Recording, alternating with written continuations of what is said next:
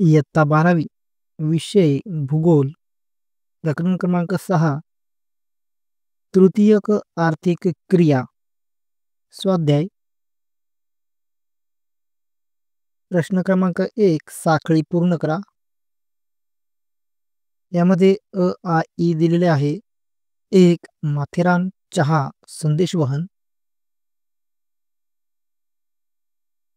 2 भौगोलिक स्थान निश्चिती अटलांटिक महासागर तृतीयक व्यवसाय, 3 श्रीलंका कृत्रिम उपग्रह निर्यात व 4 पनामा कालवा पर्यटन पॅसिफिक महासागर। तर यांची योग्य जोडी जुळवून साखळी पूर्ण करायची आहे। तर याचं उत्तर आपल्याला असे देता येईल। 1 माथेरान पर्यटन तृतीयक व्यवसाय, 2 भौगोलिक स्थाननिश्चिती कृत्रिम उपग्रह संदेशवहन, 3 श्रीलंका चहा निर्यात,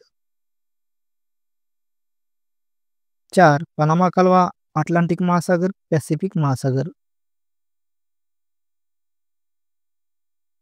प्रश्न क्रमांक 2 योग्य पर्याय निवडा। 1 तृतीयक व्यवसाय पर्याय आहेत अ संसाधनांचा वापर, आ पक्का माल, ई कच्चा माल, ई माल वाहतूक। तर याचं उत्तर आहे यापैकी ई माल वाहतूक। 2 नैसर्गिक बंदर पर्याय आहेत अ कोच्ची, आ जवाहरलाल नेहरू पोर्ट ट्रस्ट, ई दिल्ली इंटरनॅशनल कार्गो टर्मिनल, ई नागपूर कार्गो हब।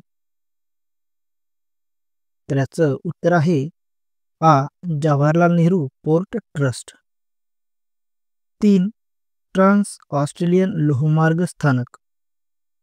तर याचे पर्याय आहेत अ पर्थ सिडनी, आ पर्थ व्लादिवोस्टोक, ई सिडनी व्हँकुव्हर, ई व्हँकुव्हर व्लादिवोस्टोक। तर याचं उत्तर आहे अ पर्थ सिडनी। प्रश्न क्रमांक 3 भौगोलिक कारणे लिहा। 1 तृतीयक आर्थिक क्रियामध्ये सेवा आणि विनिमय यांचा समावेश होतो। तर याचं उत्तर आहे या व्यवसायात कुठल्याही प्रकारचे उत्पादन घेतले जात नाही, मात्र उत्पादित वस्तूंना मूल्य प्राप्त करून देण्याचे कार्य या व्यवसायात केले जाते। उत्पादन प्रक्रियेत प्रत्यक्ष सहभाग नसतो, लोकांना फक्त सेवा पुरवितात। हे व्यवसाय अनुत्पादक असतात, प्राथमिक व द्वितीयक व्यवसायांना जोडण्याचे कार्य करतात। मानवी समूहांच्या विविध गरजा भागविणे याच्याशी तृतीयक व्यवसायाचा समावेश असतो। वाहतूक, दळणवळण, आरोग्य सेवा, पर्यटन, बँकिंग, व्यापार व वाणिज्य यांचा समावेश होतो। अशा सेवा आणि विनिमय यांचा समावेश होतो म्हणून यास सेवा क्षेत्रातील व्यवसाय असेही म्हणतात। 2 हवाई वाहतुकीचे प्रमाण वाढत आहे। तर याचं उत्तर आहे जगातील वेगवान वाहतूक साधन म्हणून हवाई वाहतुकीकडे पाहिले जाते। जागतिकीकरणामुळे आंतरराष्ट्रीय व्यापारात वाढ झाली आहे, त्यासाठी हवाई वाहतूक हा उत्तम पर्याय आहे। लोकांची आर्थिक स्थिती सुधारत असून राहणीमानाचा दर्जा उंचावला आहे।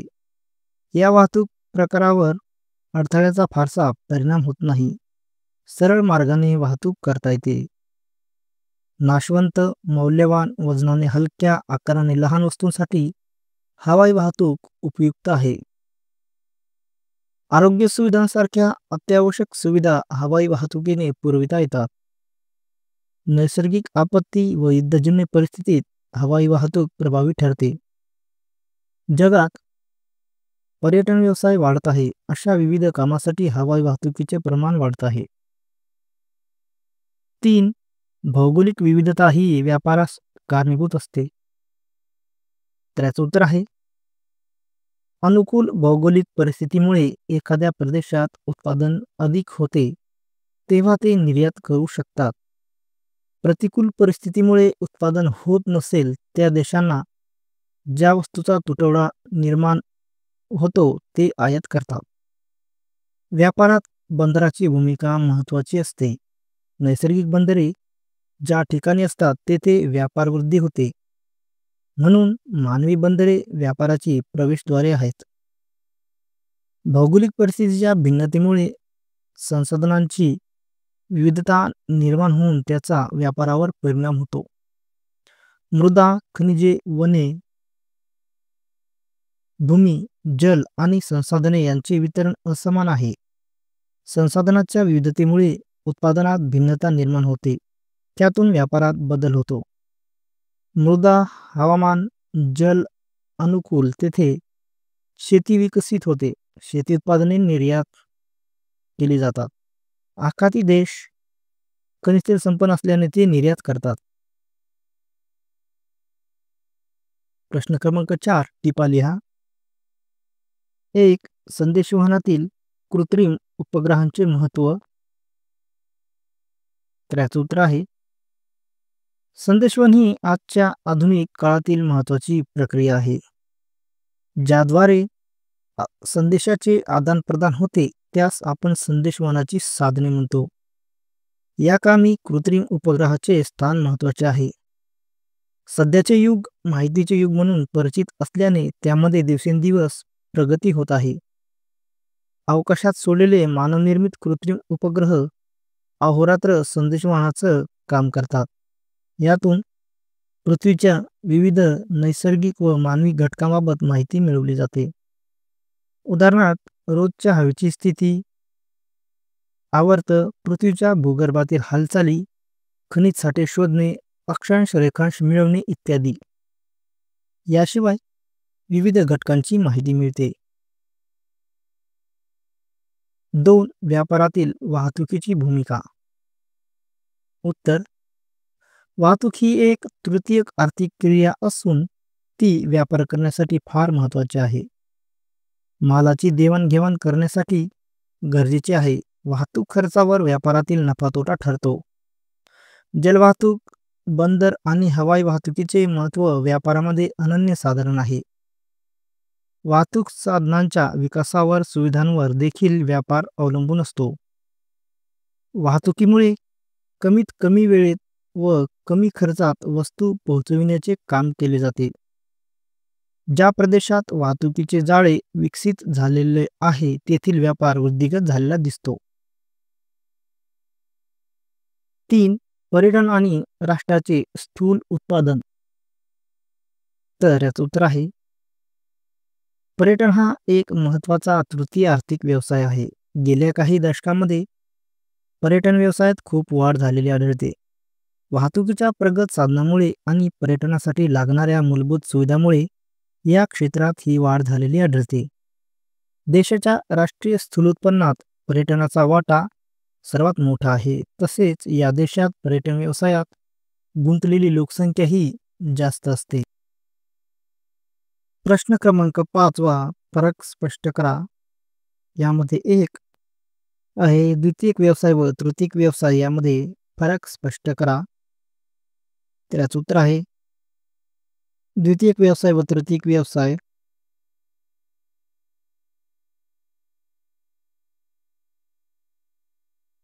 प्राथमिक व्यवसायातून मिळणाऱ्या कच्च्या मालावर प्रक्रिया करणारे व पक्का माल तयार करणाऱ्या व्यवसायांना द्वितीयक व्यवसाय म्हणतात.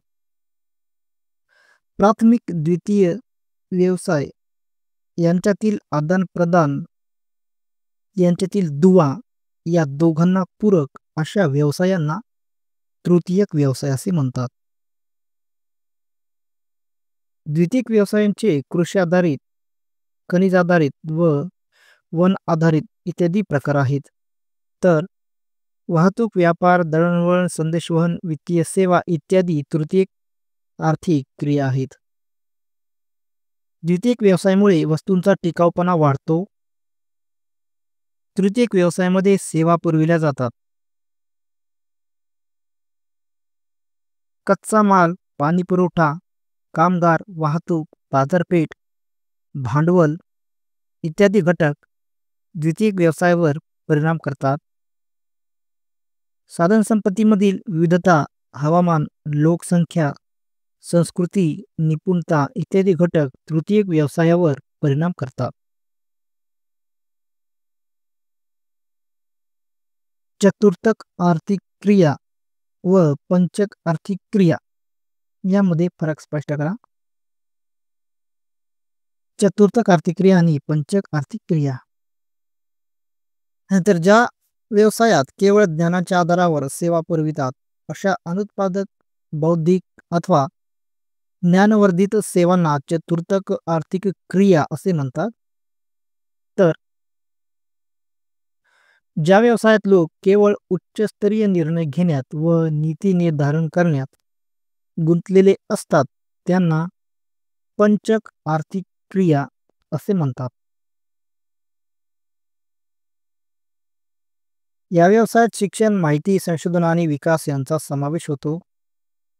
तर या व्यवसायात कौशल्य, वरिष्ठ अधिकारी, कार्यकारी अधिकारी, सरकारी अधिकारी, संशोधन अधिकारी, न्यायाधीश या व्यवसायाचा समावेश होतो. यामध्ये वित्त, नियोजनकार, कर सल्लागार, संगणक प्रणाली, विकसक, संख्याशास्त्री, शिक्षक, लेखापाल, कलाकार, वैद्यकीय अधिकारी यांचा समावेश होतो. तर पंचक आर्थिक क्रियामध्ये आमदार, खासदार, मुख्यमंत्री, पंतप्रधानासह राजकारणाशी निगडीत राजकीय व्यक्ती, समाजसेवक यांचा समावेश होतो. 3. जलवाहतूक व हवाई वाहतूक यामध्ये फरक स्पष्ट करा. जलवाहतूक व हवाई वाहतूक. जेव्हा वाहतुकीचे साधन पाण्यातून किंवा पाण्याच्या पृष्ठभागावरून जाते तेव्हा त्या वाहतुकीला जलवाहतूक म्हणतात. तर जेव्हा वाहतुकीचे साधन अवकाशातून किंवा हवेतून जाते तेव्हा त्या वाहतुकीला हवाई वाहतूक असे म्हणतात.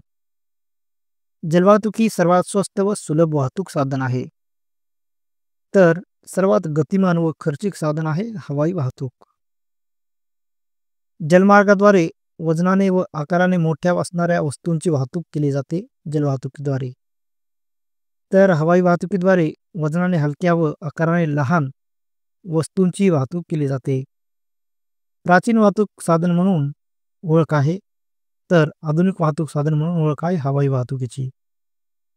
खनिजे, अन्नधान्य, लाकूड, यंत्रसामुग्री वाहतूक साधने इत्यादी मोठ्या वस्तूंच्या वाहतुकीस उपयुक्त जलवाहतूक. तर हवाई वाहतूक ही अलंकार, किमती उपकरणे, नाजूक यंत्रसामुग्री, टपाल, प्रवासी, मौल्यवान व नाशवंत वाहतुकीस उपयुक्त आहे. प्रश्न क्रमांक 6. खालील प्रश्नांची उत्तरे लिहा. तर यामध्ये एक आहे व्यापारावर परिणाम करणारे घटक कोणते ते स्पष्ट करा. उत्तर: व्यापार म्हणजे 2 किंवा अधिक देशांमध्ये वस्तू आणि सेवांची देवाणघेवाण होय. वस्तू विनिमय हा व्यापाराचा प्रारंभिक प्रकार होता. आज वस्तू आणि सेवांचाही व्यापार होतो. व्यापारावर परिणाम करणारे घटक ज्यामध्ये अनेक घटकांचा परिणाम होतो. आंतरराष्ट्रीय व्यापारावर मानवी संसाधने आणि उत्पादनातील विशेषत्वाचा परिणाम होतो. 1. नैसर्गिक संसाधनांच्या वितरणातील फरक. नैसर्गिक संसाधनांचे वितरण असमान आहे. यामध्ये मृदा, खनिजे, वने, भूमी, जल आणि मानवी संसाधने यामध्ये भिन्नता आढळते. ज्या प्रदेशात मृदा संसाधन विपुल व उच्च प्रतीचे असते तेथे शेती व्यवसाय मोठ्या प्रमाणात चालतो. ते देश कृषी मालाचे निर्यातदार बनू शकतात. आखाती देश खनिज तेल संपन्न आहेत. ते त्याची निर्यात करतात तर अन्नधान्य आयात करावी लागतात. व्यापारावर नैसर्गिक संसाधनांच्या वितरणाचा परिणाम होतो. 2. हवामान. हवामानाचा परिणाम प्रदेशातील वनस्पती व प्राणी यांच्यावर होत असतो. तेथील उत्पादनाचा प्रकार हे हवामानावर अवलंबून असतात. उदाहरणार्थ, जास्त काळ हिमाच्छादन असणाऱ्या देशात मांस व लोकर निर्यात करतात, तर उष्णकटिबंधीय देश केळी, तांदूळ, कोको, चहा यांचे उत्पादन घेतात व निर्यात करतात. तर युके हा आयात करतात. हवामानाचा व्यापारावर परिणाम होतो. 3. लोकसंख्या. लोकसंख्येचे प्रमाण, वितरण, वैविध्य यामध्ये फरक दिसून येतो. त्यामुळे विविध उत्पादने देशनिहाय घेतली जातात व व्यापार होतो. तसेच व्यापारावरती त्याचा परिणाम होतो. दाट लोकसंख्येच्या देशांना कधीकधी अन्नधान्य आयात करावे लागते. कमी लोकसंख्या असणारे देश व्यापारावर जास्त अवलंबून असतात, कारण कमी लोकसंख्येमुळे वस्तूंच्या उत्पादन कार्यात देखील कमी मनुष्यबळ गुंतलेले असते. 4. संस्कृती. जगातील काही प्रदेश त्यांची उत्पादने, विविध कला, हस्तकला यांसाठी ओळखले जातात. त्याचे जगभरात मूल्य अधिक असते. उदाहरणार्थ चिनी मातीची उत्पादने, इराणी गालिचे, इंडोनेशियातील बाटिक प्रिंट, भारतातील काश्मीरी शाल आणि रेशीम यांना जगभरात मोठी मागणी आहे. यामुळे व्यापारास चालना मिळते. 5. आर्थिक खर्च. उत्पादनातील आर्थिक खर्च हा मुख्य घटक आहे. काही उत्पादनांची देशात निर्मिती करण्यापेक्षा बाहेरून आयात करणे स्वस्त होत असल्यासही व्यापार सुरू होतो. उदाहरणार्थ चहा उत्पादनास अनुकूल परिस्थिती नसल्यास त्यांना चहा आयात करणे सोयीस्कर असते. 6. निपुणता.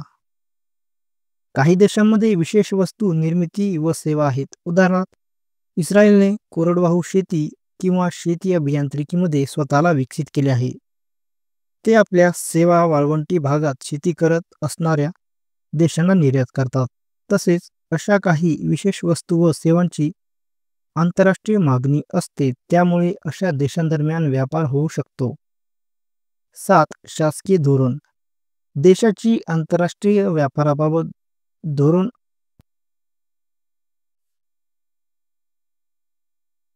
असते, त्यावर व्यापार चालणे किंवा बंद होतो. मुक्त व्यापार धोरण नागरिकांना दुसऱ्या देशात खरेदी किंवा विक्री करण्यास मुभा असते. दुसऱ्या देशाशी चांगले संबंध राखण्यासाठी व्यापार एक उत्तम माध्यम असते. 2.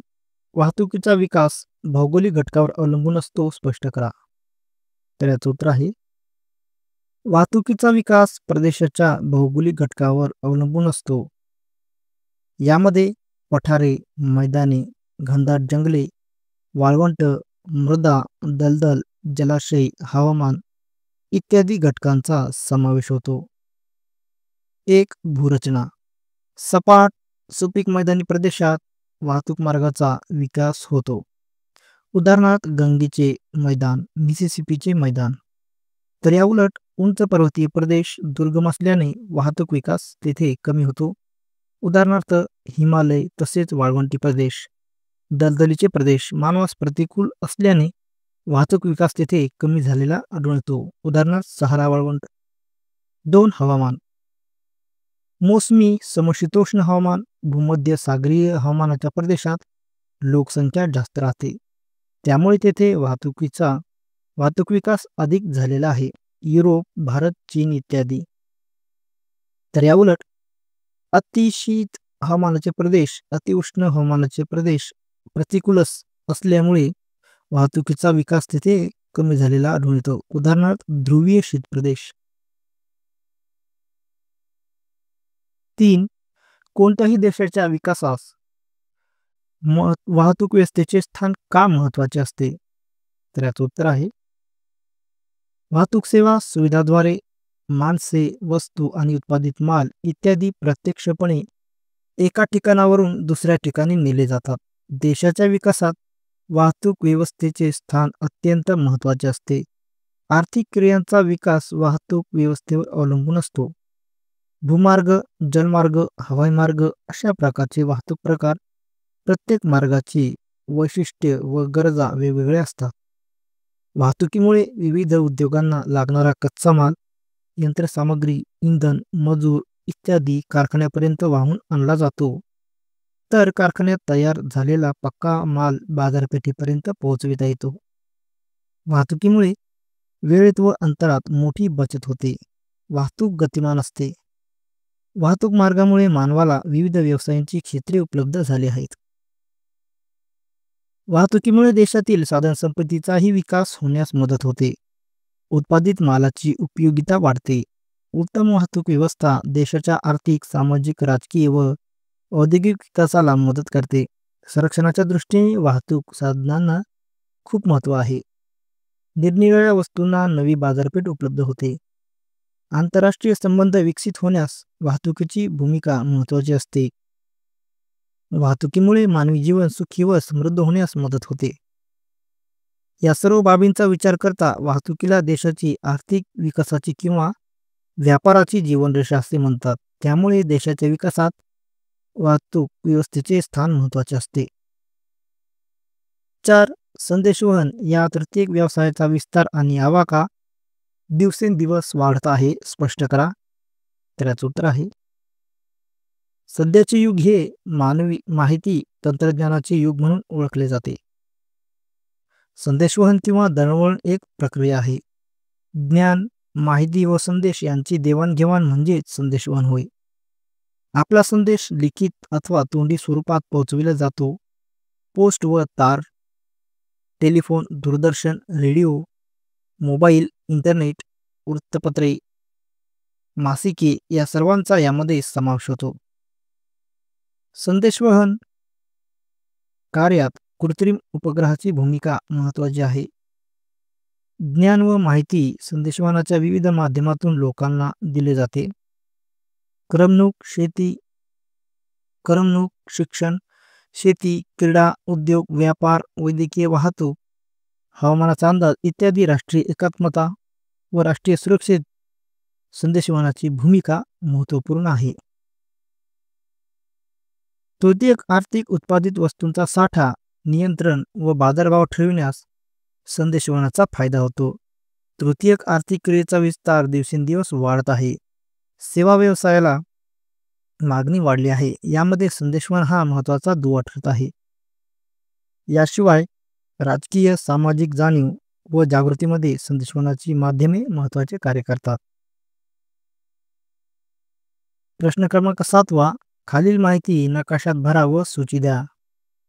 सागरी वाहतुकीत क्रांतिकारक बदल करणारा एक कालवा. 2 खंडादरम्यान वाहतूक करणारा लोहमार्ग. 3 भारतातील एक आंतरराष्ट्रीय विमानतळ व 4 भारतातील एक महत्त्वाचे बंदर. तर ही माहिती आपल्याला नकाशात भरायची आहे. तर एक आहे सागरी वाहतुकीत क्रांतिकारक बदल करणारा कालवा, जो की आहे पनामा कालवा. तो या चिन्हाने आपल्याला या ठिकाणी दाखवता येईल.